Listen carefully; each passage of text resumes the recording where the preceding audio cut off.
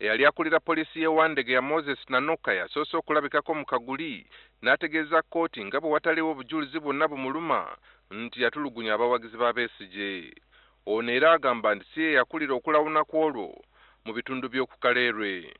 Kyokka bannamawulire tebakkiriziddwa kukwata bifaananyi bya mukulu ono ng'ali mu Kaguli. Ono era ategeezezza nti ebiragiro kw'olwo byali biweebwa akulira ebikwekweto mu Kampala, James Ruhweza kati y'omu ku balumiriza abasirikale bano 10. Ye Robert Wanzala avunaanibwa ne Nanoka ategeezezza kkooti nti yagoberera biragiro ebyali bimuweebwa Ruhweza nga teyamugambako mulundi n'ogumu nti kye yali akola kyali kikyamu. Ono era ategeezezza kkooti nti emiggo egyakozesebwa gyaggyibwa mu sitoowa za poliisi ekira ku bujagalalo era nga gyagulibwa ng'omukulembeze w'eggwanga tannalayizibwa. Bano bombi era bategeezezza nti mu mbeera ng'eno eyaliwo ku olwo begattibwako abasirikale ba poliisi okuva mu bitongole ebirala kyokka nga baduumirwa bakkomanda baabwe. Abapoliisi abalala okuli Andrew Kaggwa, Samuel Bamuzibire, Patrick Muhumuza, Moses Agaba n'abalala babadde si beetegefu kwewozaako.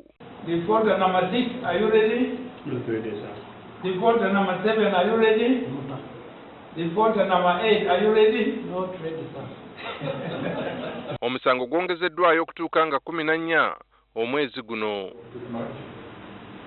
Reporter ready for